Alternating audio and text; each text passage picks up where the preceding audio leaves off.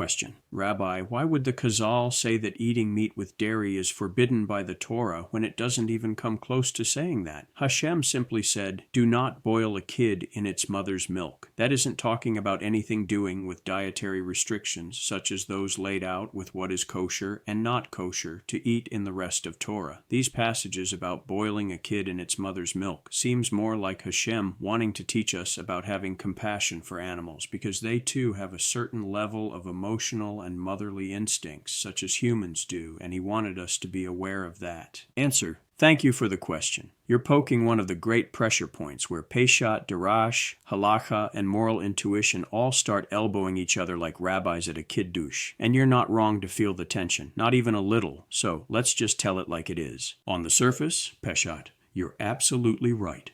The Torah says 3 times, no less. Do not boil a kid in its mother's milk. That's it. No menu, no cheeseburger police, no Reuben sandwich without the cheese, because then it's no longer a Reuben. No waiting 6 hours, no sink with an identity crisis. Read plainly, the verse refers to a specific act, involves a specific animal, involves a specific relationship, mother and offspring, and describes a specific cooking method. From a straight textual reading, it screams cruelty taboo, not dietary system, and your instinct that this aligns with tsar ba'alei chayim, the suffering of living creatures, and maternal compassion is spot on, especially when you place it next to similar Torah mitzvot like do not slaughter an animal and its young on the same day, and do not take the mother with the eggs or in front of the mother bird. That's a pattern, a moral pattern, not a recipe book. So why did Chazal blow it up into meat and dairy? Here's the honest answer. Because they weren't only reading the Torah, they were guarding it. Chazal operated with several assumptions that modern readers often underestimate. First, repetition equals expansion. The verse appears 3 times. Chazal read repetition as intentional redundancy demanding interpretation. 1 for eating, 1 for cooking, 1 for benefit. Is that the only possible reading? No. Is it a textually forced reading? Also no. But within rabbinic logic, repetition never just sits there twiddling its thumbs. Second is fence building wasn't optional. They saw themselves as the last line of defense before Torah dilution. If the Torah forbids a grotesque act that mixes life source and death, then to them normalizing any meat-milk mixture risks erasing the moral boundary entirely. So instead of saying, don't do this one cruel thing, they said, let's make sure nothing even resembles this cruelty. That's not Peshat, it's halakhic prophylaxis. Is it adding to or taking away from the Torah itself? After 3,300 years, that is still debatable and likely never to be fully resolved until the coming of Mashiach. Also, we must take into account the period in which these commands were given. Pagan context mattered then and still does now to a certain degree. There's strong evidence, even acknowledged by the Rambam, that boiling a kid in its mother's milk was part of Canaanite fertility rites. Chazal weren't just worried about cruelty, they were worried about Israel sliding back into ritualized magic and pagan symbolism from their surrounding neighbors. Once again, the response was overcorrect and lock it down.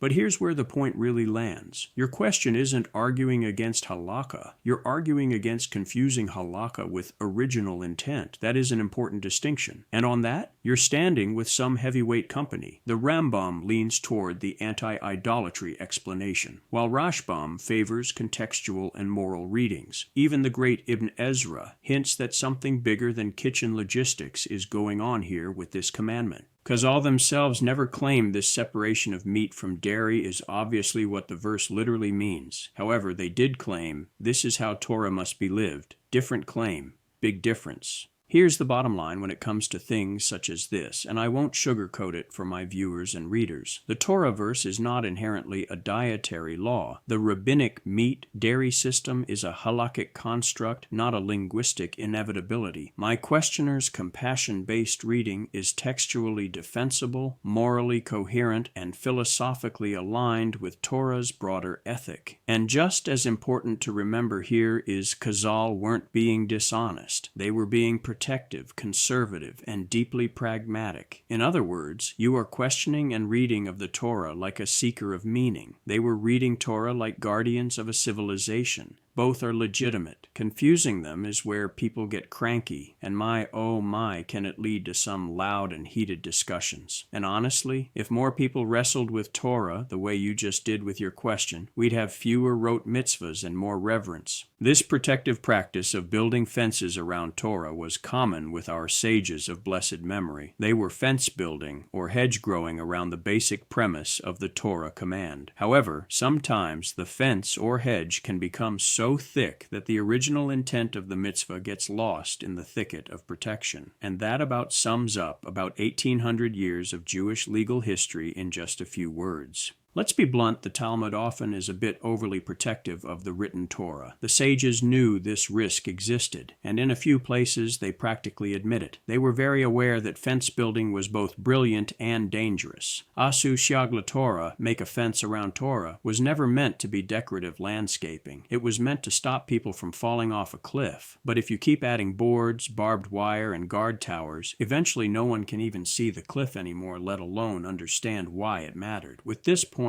I am not being anti-rabbinic, it's self-aware rabbinic. Chazal were not naive about this problem. You can hear their anxiety between the lines. Kohelet Rabbah warns about excessive stringencies. Yerushalmi records debates where rabbis argue that added restrictions risk alienating people from Torah. The Rambam outright criticizes unnecessary kumrat, strict rulings, and says they distort divine intent. Even the Talmud itself adheres to the principle. Better they sin unknowingly than knowingly. Tractate Nida 13b. A stunning admission that over-legislation can backfire. They knew that a fence or deep hedge can turn into a prison. The whole meat and milk question is the poster child for this. What began as do not perform a cruel, possibly idolatrous act, became separate dishes, separate sinks, separate wait times, and anxiety over a coffee splash like it's radioactive waste. Do these fences preserve Jewish identity? Yes. Does it preserve the moral lesson of compassion embedded in the verse? Often, no. The act survived. The why got buried. And here's the uncomfortable truth. For many Jews today, the mitzvah is about technical compliance, not about empathy, symbolism, or restraint, and certainly not about reflecting on how power over animals should be exercised righteously and compassionately.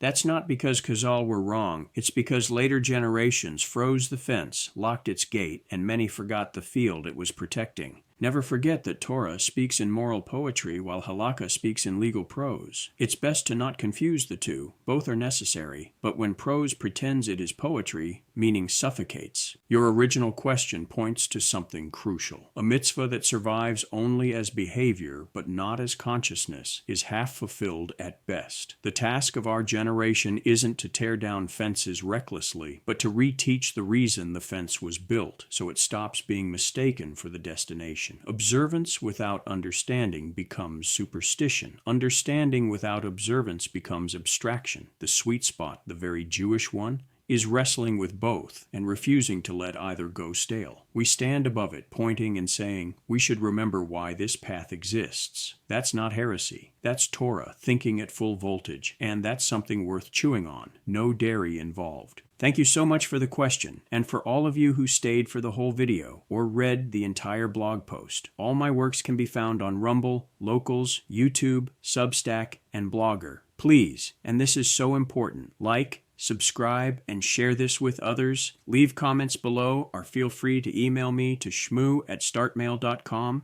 Until next time, this is Shmuel ben Shlomi wishing you joy in your study of Torah and Shalom.